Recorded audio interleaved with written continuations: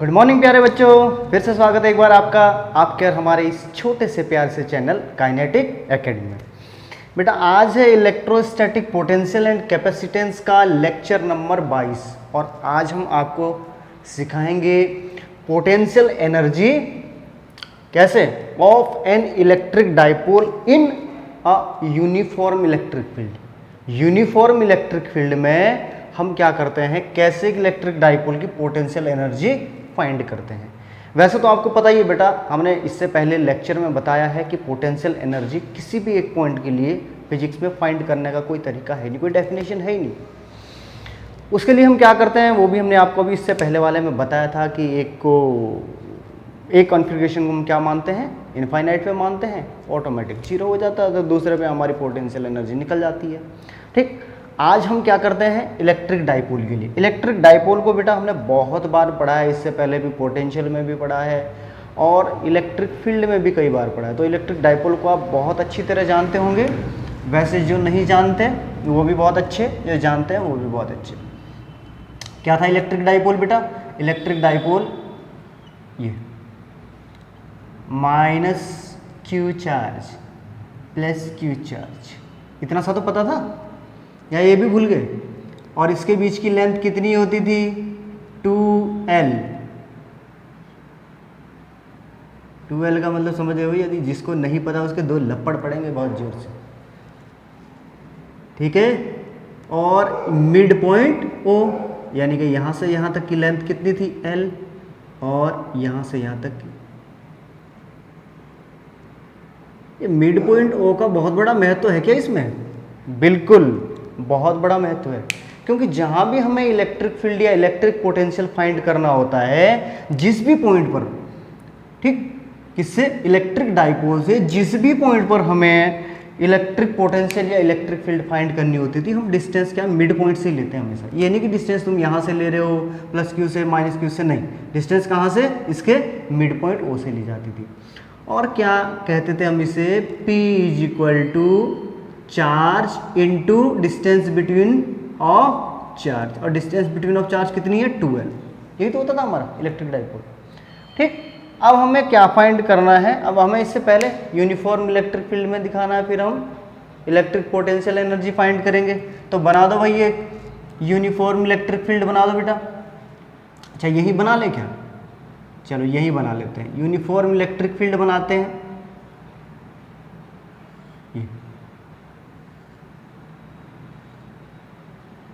Uniform electric field means जो electric field line है उनके बीच की डिस्टेंस बराबर, तो ये हमारी क्या कहलाती है? Uniform electric field. Uniform electric field. यहाँ हम क्या कर देंगे बेटा? डाइपोल को रख देंगे। ये हमने डाइपोल को यहाँ पर रख दिया इस तरह। डाइपोल ने कहा मैं बहुत साफ सुथरी जगह जाता हूँ, ऐसे ऐसे नहीं जानता हूँ, ठीक है। तो इधर को फोर्स लगाएगा ये, sorry, minus Q charge plus Q charge, अच्छी तरह जानते हैं बेटा आप। ये इधर को फोर्स लगाएगा इलेक्ट्रिक फील्ड। इलेक्ट्रिक फील्ड क्या करती है?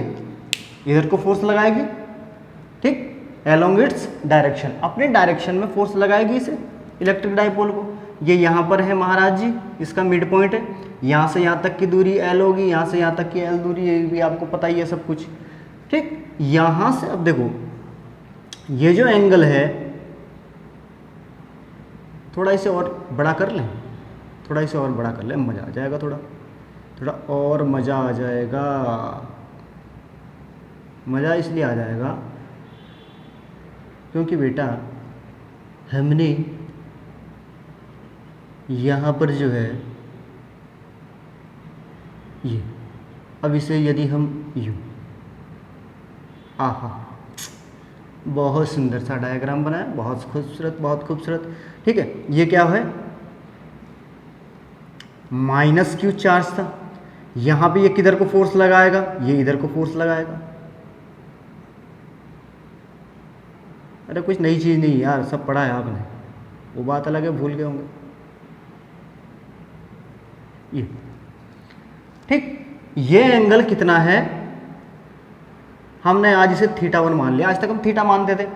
θ1 इसलिए माना बेटा हमने थीटा 1 इसलिए माना है हमने क्योंकि आज हमें जो वर्क डन फाइंड करना, जो इलेक्ट्रिक पोटेंशियल एनर्जी फाइंड करनी होती है हमें, वो इलेक्ट्रिक पोटेंशियल डिफरेंस से हम फाइंड करेंगे। फार्मूला हमारा इलेक्ट्रिक पोटेंशियल डिफरेंस में है, ठीक। और वो क्या होता है, work done by electrostatic force, यानी कि work done by conservative force. तो कंजर्वेटिव फोर्स क्या है हमारे पास यहाँ पे, electrostatic force. Negative of work done by electrostatic force या positive of work done by external agent, ठीक। तो हमने क्या किया, डाइपोल को हमने इस तरह रखा था एंगल थीटा 1 पे, हमने इसे यहां से यहां घुमाने का काम किया कि हम इसे थीटा 2 पर ले आए। ये हमने इसे इस तरह घुमाया ताकि ये थीटा 2 पर आ गया, ये एंगल थीटा 2 हमने इसे मूव कर दिया। अब क्या हो गया, अब ये होंगे, अब पॉजिटिव ये हो गया, नेगेटिव ये हो गया। इसे घुमाने में किया गया कार्य, डाइपोल को यहां से यहां तक घुमाने में किया गया कार्य, ये तो हमें फाइंड करना है, ये तो हमें फाइंड करना है। अब देखो यहां पे क्या है, फोर्स कितना हो जाएगा बेटा, इलेक्ट्रिक फील्ड में देखो यहां पे इधर को फोर्स लग रहा है, देखो पॉजिटिव चार्ज इधर को फोर्स लगा रहा है अलोंग इलेक्ट्रिक फील्ड, और नेगेटिव चार्ज क्या है, अपोजिट में फोर्स लगा रहा है इधर। तो एक फोर्स इधर को लग रहा है, एक फोर्स इधर को लग रहा है, ठीक। तो यानी कि एफ नेट, फोर्स नेट कितना हो जाएगा, टोटल फोर्स 0 हो जाएगी हमारी, टोटल फोर्स कितनी हो जाएगी 0, यानी कि F net is equal to 0। बहुत ध्यान से समझना, अभी क्या है, एफ नेट को तुम अच्छी तरह समझ गए होंगे क्यों 0 है। फोर्स यहां से इधर को लग रही है, यहां से इधर को लग रही है, ये इधर इधर डायरेक्शन अलग अलग है ना, एक इधर है एक इधर है, तो F net is equal to क्या हो जाएगा 0 हो जाएगा। अब बात करते हैं हम नाउ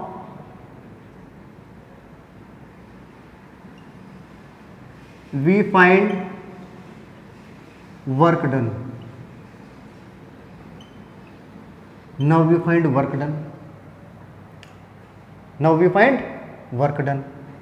लेकिन उससे पहले हमें यह तो पता होना चाहिए कि वर्क डन हमें क्यों फाइंड करना है, क्योंकि इलेक्ट्रिक पोटेंशियल एनर्जी फाइंड करने के लिए हमारे पास क्या, चलो पहले इसे यार इसे नहीं लिखते, ये बात की लाइन है, पहले हम आपको वो तो बताते हैं, पहले समझा दें बहुत अच्छी तरह से। इलेक्ट्रिक पोटेंशियल क्या होता था हमारे पास बेटा, फार्मूला U फाइनल माइनस के U initial, U final minus के U initial is equal to क्या होता था, वर्क डन बाय, ये तो होता था, ठीक। या इसे इस तरीके से लिख लो पहले, कैसे, potential difference between potential energy U final minus के U initial, U final minus के U initial is equal to क्या होता था, माइनस ऑफ, यानी कि negative of work done by conservative force. हमारे पास कंजर्वेटिव फोर्स यहाँ इलेक्ट्रोस्टैटिक फोर्स है, इलेक्ट्रोस्टैटिक फोर्स, या positive of work done by external agent,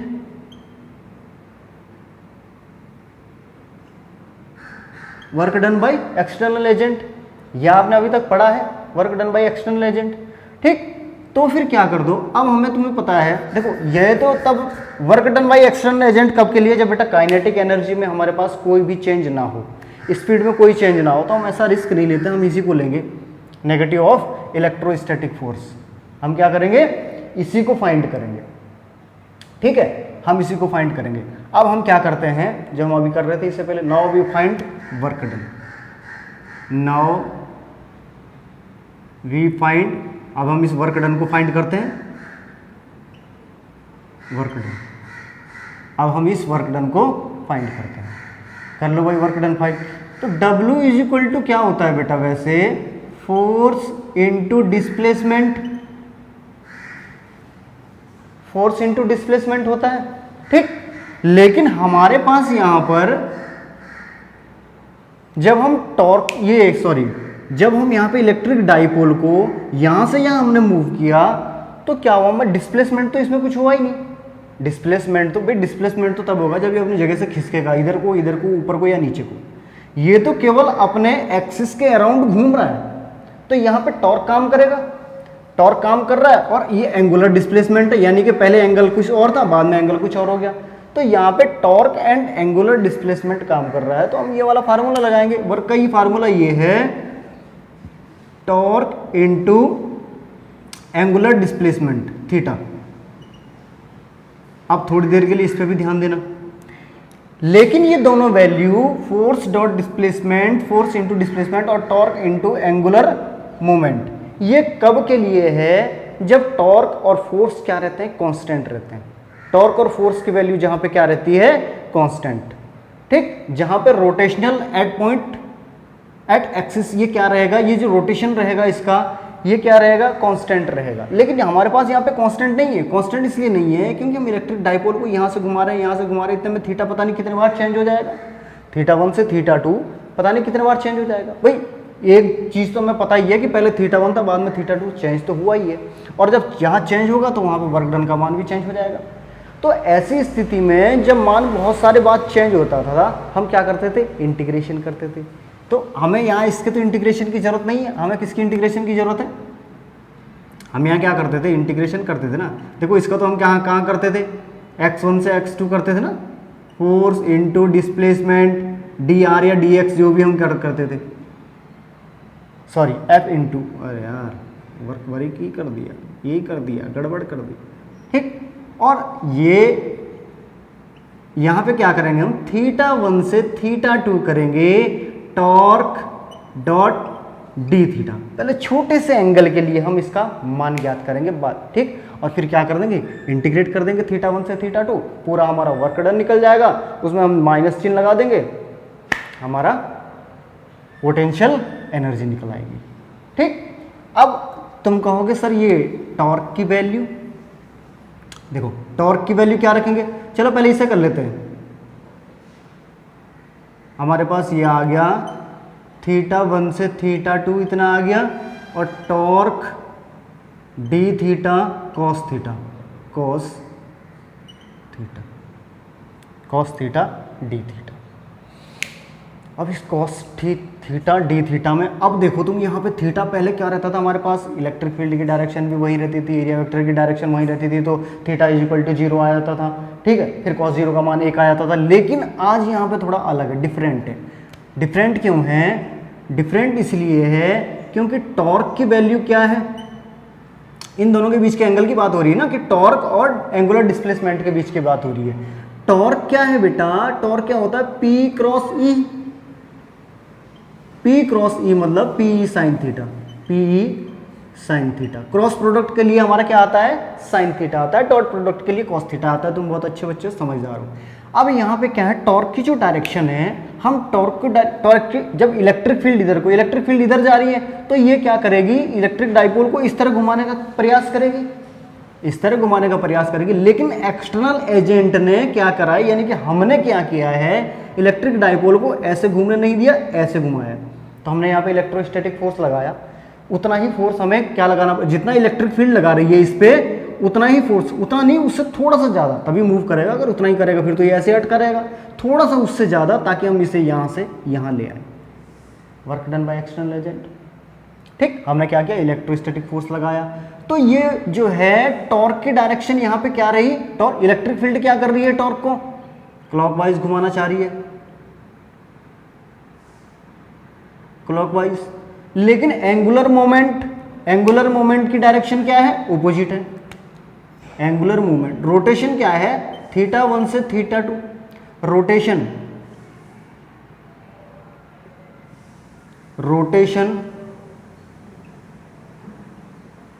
क्या है? थीटा 1 से थीटा 2 है रोटेशन। ठीक, तो ये वाली डायरेक्शन थीटा 1 से थीटा 2 क्या रहेगी? Anti clockwise. भाई एक्सटर्नल एजेंट को, यानी कि हमें तो इसे इधर घुमाना है, इलेक्ट्रिक फील्ड इधर घुमाएगी। डाइपोल की डायरेक्शन क्या है? इलेक्ट्रिक डाइपोल की तो इधर को घूमने की है, लेकिन हमें इसे इधर घुमाना है। तो बनने वाला एंगल इन दोनों के बीच कितना हो जाएगा? 180 का। तो हम क्या लिखेंगे यहाँ पे? 180। अब बात समझ में आ गई? बात समझ में आ गई होगी। थीटा 1 से थीटा 2, और ये आ जाएगा torque D theta cos 180। Cos यहीं पे लिख देते हैं यार, cos 180, और cos 180 का मान कितना होता है बेटा, -1 होता है, बस इतना ध्यान रखना, ये लिख दिया। क्या होता है, -1 होता है।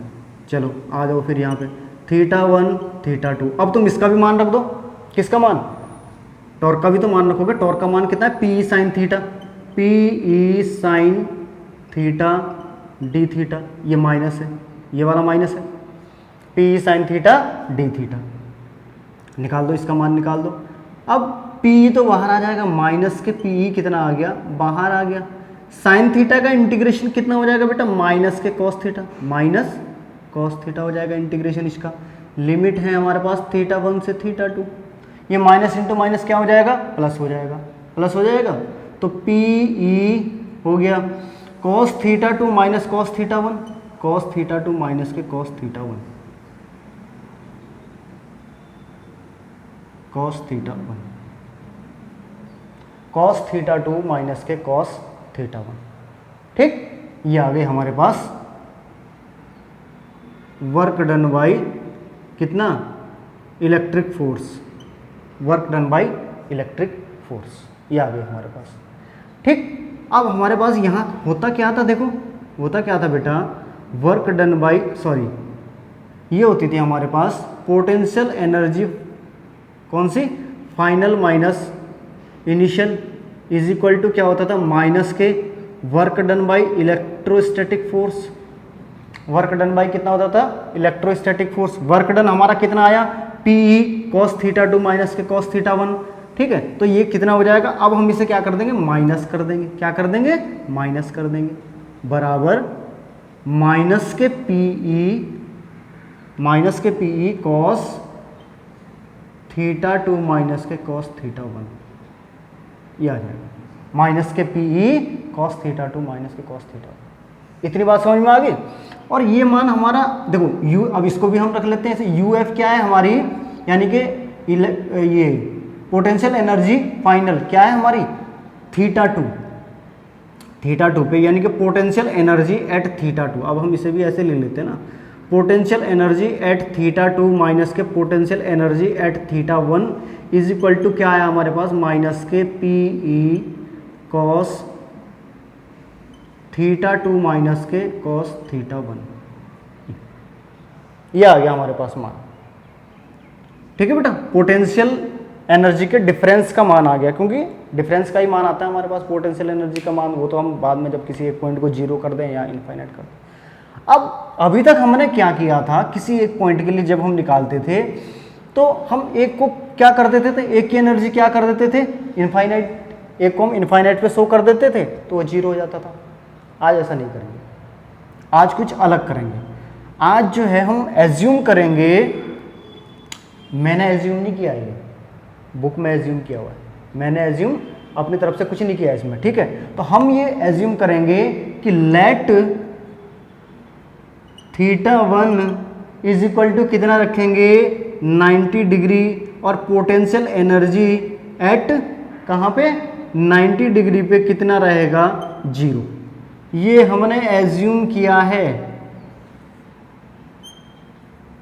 अब देखो इससे कितना प्यारा सा खूबसूरत सा रिलेशन अब निकलेगा इन दोनों के बीच में। ठीक है, अब ये मान इसमें रख दो ये मान, θ1 कितना 90 रखो, तो u θ2 माइनस के u θ1 कितना रखना है हमने, 90 रखना है, इज इक्वल टू माइनस के Pe cos θ2 माइनस के cos 90, θ1 की जगह कितना है, 90 है, 90 है, तो मान कितना आएगा। जब एक मिनट देख रहा हूँ मैं, जरा पीछे से दिखाई दे रहा है या नहीं दिखाई दे रहा, कैमरे में दिखाई दे रहा है नहीं दिखाई दे रहा, हाँ बिल्कुल साफ दिखाई दे रहा है, बहुत खूबसूरत, बहुत खूबसूरत। अब u90 potential energy eight 90 degree कितना दिखा रखा है बेटा, 0 दिखा रखा है, तो u θ2 minus 0 is equal to minus के P cos 90 तो 0 हो गया, तो ये कितना हो जाएगा, cos θ2। वाह, कितना प्यारा रिलेशन इसका आया है, यानी कि क्या आया relation, u θ2 is equal to minus के Pe cos θ2। बहुत खूबसूरत, खूबसूरत इसलिए क्योंकि अब तुम किसी भी एंगल पे यदि पोटेंशियल एनर्जी फाइंड करना चाहो तो उसके लिए तुम्हारे पास फार्मूला आ गया। ठीक है, थीटा 2 यहाँ भी, थीटा 2 यहाँ भी। इसका मतलब हम क्या कर सकते हैं इसे, इसका मतलब हम ये कर सकते हैं ना, u theta is equal to minus के P E cos theta, u theta is equal to minus के पी ई कॉस थीटा। इतनी बात समझ में आ गई। अब यदि हमारे पास ये पूछा जाए कि डाइपोल को यदि 60 डिग्री एंगल पे रखा गया है तो वहाँ पे पोटेंशियल एनर्जी फाइंड करो, फट से तुम फार्मूला लगा दोगे, u 60 is equal to minus के पी ई कॉस 60, जो भी मान आएगा। ठीक, इतनी बात समझ में आ गई। हम इसे क्या लिख सकते हैं, देखो हम इसे u theta is equal to minus के पी डॉट ई लिख सकते हैं, लिख सकते हैं नहीं लिख सकते, बिल्कुल लिख सकते हैं, क्योंकि डॉट प्रोडक्ट में हमारे पास क्या होता है, कॉस थीटा। डॉट प्रोडक्ट में क्या होता है, कॉस थीटा। और ये क्या है, assume u 90 is equal to 0, ये एज्यूम किया गया है, एज्यूम पोटेंशियल एनर्जी क्या एज्यूम की थी हमने, एट 90 डिग्री पर 0 एज्यूम की थी, उसकी वजह से हमारा ये मान आया है। बहुत खूबसूरत सा रिलेशन बेटा आया है हमारे पास, इसे बहुत अच्छी तरह समझ लीजिए एक बार। वैसे मैंने समझा दिया है, एक बार फिर से देखो। इलेक्ट्रिक डाइपोल के बारे में आप बहुत अच्छी तरह जानते थे, इसके बीच की लेंथ 12 होती थी और माइनस क्यू प्लस क्यू आवेश से और मिलकर बना होता था। और इसकी जो डायरेक्शन होती है इलेक्ट्रिक डाइपोल की, वो हमेशा किधर रहती है, माइनस चार्ज से प्लस चार्ज की तरफ। ठीक है बेटा, डायरेक्शन किधर रहती है, हमेशा नेगेटिव चार्ज से पॉजिटिव चार्ज की तरफ। ये नेगेटिव चार्ज से पॉजिटिव चार्ज की तरफ इसकी डायरेक्शन रहती है। P से इसे डिनोट किया जाता है, P इज इक्वल टू क्या हो जाता है, charge into distance between charge, यानी कि इनके बीच की डिस्टेंस कितनी है, 12, पहले भी आपको बताया गया है। और इलेक्ट्रिक डाइपोल से हमें बाहर किसी भी पॉइंट पर यदि इलेक्ट्रिक पोटेंशियल या इलेक्ट्रिक फील्ड फाइंड करनी हो तो हम इसके मिड पॉइंट से लेते हैं। अब आ जाओ, देखो हमें क्या फाइंड करना है, क्योंकि इसको इलेक्ट्रिक फील्ड में, यूनिफॉर्म इलेक्ट्रिक फील्ड में रखना है और वहाँ हमें इलेक्ट्रिक पोटेंशियल एनर्जी फाइंड करनी है। हमने इसे यूनिफॉर्म इलेक्ट्रिक फील्ड में रख दिया, यूनिफॉर्म इलेक्ट्रिक फील्ड बनाई हमने। ठीक है, यूनिफॉर्म इलेक्ट्रिक फील्ड बनाने के बाद हमने क्या किया बेटा, इसे थीटा 1 कोण से थीटा 2 पर हमने इसे रिमूव कर दिया। थीटा 1 कोण से हमने यहाँ से इसे कहा कि हमने इसे यहाँ पे रखा था और हमने इसे क्या करा, यहाँ से यहाँ मूव करा, यहाँ से यहाँ मूव करा, वो वर्क डन हमें फाइंड करना था। तो जब तुम यहाँ से इलेक्ट्रिक फील्ड क्या करेगी, इसे इधर को फोर्स लगाएगी, ये वाली फोर्स Q होती है, ये वाली फोर्स माइनस Q के कारण QE इधर को होती है। ठीक है, डायरेक्शन। तो यहाँ पे नेट फोर्स कितना आ जाएगा बेटा, एक फोर्स इधर को लग रहा है, प्लस क्यू चार्ज के कारण इधर को लग रहा है, माइनस क्यू चार्ज के कारण इधर को लग रहा है, तो नेट फोर्स कितना हो जाएगा भाई, इधर से भी खींच रहा है इधर से भी खींच रहा है, कहीं लगेगा ही नहीं, तो जाम हो जाएगा, फोर्स 0 आ जाएगा। बात समझ में आ गई। हमें अब देखो यहाँ पे हमें वर्क डन फाइंड करना है इलेक्ट्रिक डाइपोल को। थीटा 1 पहले से ही है जब रखा हुआ है, और थीटा 2 तक घुमाने के लिए हमें वर्क डन फाइंड करना है, इसका वर्क डन फाइंड करना है। तो F net is equal to तो हमारा 0 आ गया।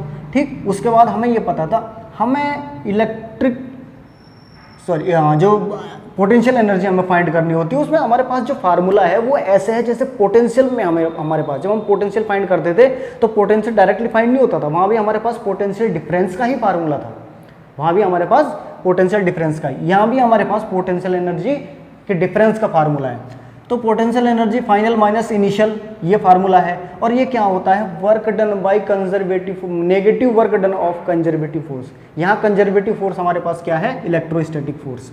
या फिर दूसरा, अगर तुम्हें पॉजिटिव में लेना है तो बाई एक्सटर्नल एजेंट, जो एक्सटर्नल एजेंट यानी कि हमने जो काम किया है इसको यहाँ तक घुमाने के लिए, लेकिन उसमें कंडीशनें होती है। फिर कंडीशन क्या होती है कि वहाँ पे जो है काइनेटिक एनर्जी में कोई चेंज नहीं होना चाहिए, स्पीड में कोई चेंज नहीं होना चाहिए। तो हम ऐसा रिस्क नहीं लेना चाहते, हम चाहते हैं कि हमारा मान जो है 100% बिल्कुल सही आए। तो हम जो है इसे चूज़ किया हमने, यहाँ 100% बिल्कुल सही आने की पूरी उम्मीद है। ठीक, तो हमने क्या किया, वर्क डन फाइंड करना था हमें। Now we find work done. W is equal to, क्या फार्मूला होता है वर्क डन का, फोर्स इंटू डिस्प्लेसमेंट। आप अच्छी तरह जानते हैं, कई बार आपने पढ़ा है, फोर्स इंटू डिस्प्लेसमेंट। ठीक, लेकिन यहाँ पे जो है डिस्प्लेसमेंट का कोई चक्कर था नहीं, तो यहाँ पे क्या है, वर्क का एक और फार्मूला भी हमारे पास, टॉर्क इंटू क्या होता है, एंगुलर डिस्प्लेसमेंट। क्योंकि टॉर्क काम कर रहा था ना यहाँ पे भाई, ये इस एक्सिस के अराउंड घूम रहा था, इस एक्सिस के अराउंड, ये फिक्स एक्सिस है, इसकी एक्सिस क्या है, फिक्स एक्सिस। तो फिक्स एक्सिस के अराउंड घूमना है, यहाँ पे हमारे पास ये वाला फार्मूला काम करता है, torque into angular displacement. Angular displacement यहाँ से हुआ ना, थीटा 1 से थीटा 2, ये एंगुलर डिस्प्लेसमेंट ही तो है बेटा। ठीक है। और ये अपनी एक्सिस के अराउंड घूम रहा है, फिक्स एक्सिस के अराउंड। ये क्या काम कर रहा है, क्या काम कर रहा है यहाँ पे, टॉर्क काम कर रहा है, ठीक। तो हमने टाउ इंटू, अब हमने डी थीटा इसलिए लगाया क्योंकि यहाँ थीटा का मान बेटा चेंज होता जा रहा है, ये फिक्स नहीं है। ये तो केवल फिक्स, जब यहाँ पे फोर्स फिक्स हो, यहाँ पे टॉर्क फिक्स हो, कांस्टेंट हो, फिक्स का मतलब कांस्टेंट हो, तब ये फार्मूले यूज होते हैं। लेकिन अभी यहाँ पे ये यूज इसलिए नहीं हो सकते क्योंकि यहाँ पे जो है एंगुलर डिस्प्लेसमेंट क्या है, मूव हो रहा है, वेरिएबल है, ठीक है, चेंज हो रहा है, अपनी पोजीशन को चेंज कर रहा है, अभी थीटा 1 पे फिर थीटा 2 पे। तो हमने यहाँ पे इसे क्या किया, हमने सोचा कि थोड़ा सा मूव करा इसने डी थीटा, हल्का सा ये घूमा एंगुलर डिस्प्लेसमेंट, हमने उसके लिए मान निकाल लिया वर्क डन का, और हम इसे बाद में क्या कर देंगे, इंटीग्रेट कर देंगे। तो टॉर्क इंटू क्या लिया हमने, फिर हमने क्या करते थे हम ऐसी जगह पे इंटीग्रेशन करते थे, ठीक है। इसको हमने थोड़ा सा मूव करा, डी थीटा लिया, डॉट प्रोडक्ट के कारण क्या हुआ, कॉस थीटा आ गया। तो टॉर्क और डी थीटा के बीच का एंगल कितना, देखो इलेक्ट्रिक फील्ड जो है इसे इलेक्ट्रिक डाइपोल को ये इधर घुमाना चाह रही है, और हम जो है इसे जबरदस्ती करके थोड़ा सा इससे ज़्यादा हल्का सा कम फोर्स, वैसे तो इतना ही होता है वो ना के बराबर ही, इसके बराबर जो है हम क्या करेंगे, इलेक्ट्रिक फोर्स, इलेक्ट्रोस्टैटिक फोर्स इधर के लिए लगाते हैं, ये इधर, ठीक।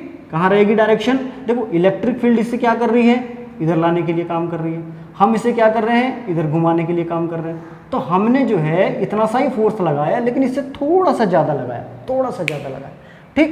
तो एंगुलर डिस्प्लेसमेंट की और टॉर्क की जो डायरेक्शन होगी वो एक इधर को है, एक इधर को है, तो ये बनने वाला एंगल दोनों के बीच में कितना हो गया, 180 का हो गया। कॉस 180 का मान आपने रख दिया, कॉस 180 का मान -1 होता है।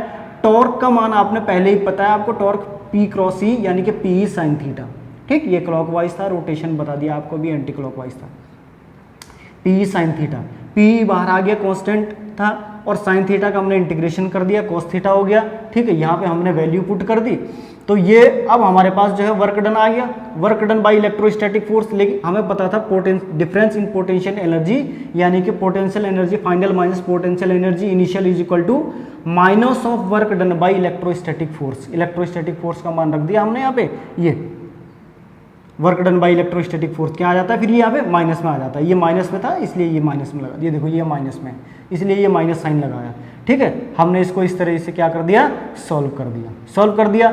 अब फिर हमने क्या करा, जब हमने इसका मान निकाल लिया तो हमने एज्यूम किया ये, यदि थीटा 1 क्या हो, यदि इलेक्ट्रिक डाइपोल की डायरेक्शन, यदि इलेक्ट्रिक डाइपोल की जो है उसको इस तरह रखा जाए, बिल्कुल क्या इस तरह रखा जाए, यूनिफॉर्म इलेक्ट्रिक फील्ड में क्या रखा जाए, इलेक्ट्रिक डाइपोल को बिल्कुल इस तरीके से रखा जाए, ये इस तरीके से रखा जाए, तो यहाँ पे जो है हम पोटेंशियल एनर्जी एट 90 डिग्री पर 0 एज्यूम कर लेते हैं।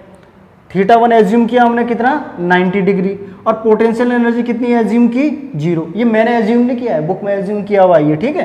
तो एज्यूम किया हमने इसके मान रख दिए, थीटा 1 की जगह कितना कर दिया हमने, 90 रख दिया, और जहाँ पे u 90 था उसको हमने क्या कर दिया, 0 कर दिया। ये थीटा 1 की जगह देखो 90 आया, कॉस 90 का मान 0 होता है, ठीक है। यहाँ पे ये आ गया हमारा खूबसूरत सा एक रिलेशन इन दोनों के बीच में, थीटा 2 था, तो इसका मतलब क्या है, theta is equal to U theta is equal to minus के पी कॉस थीटा, और डॉट प्रोडक्ट के कारण हम इसे पी डॉट ए भी लिख सकते हैं। बहुत अच्छी तरह बेटा आपको समझ में आ गया होगा। लेक्चर नंबर 22 था आज का, इसके बाद कराएंगे हम लेक्चर नंबर 23, इसी से रिलेटेड है, इसलिए आपका इसको समझना बहुत ज़रूरी था, ठीक है बेटा। नोट्स बनाते रहिए, चैनल को सब्सक्राइब और शेयर ज़रूर करें, आपके लिए बहुत मज़ेदार टॉपिक लेके आएंगे। आप चैनल को शेयर करोगे, सब्सक्राइब करोगे तो हमें भी थोड़ी बहुत एनर्जी मिलती है काम करने के लिए, अच्छे लेक्चर बनाने का मन करता है। तब तक के लिए टेक केयर, बाय बाय।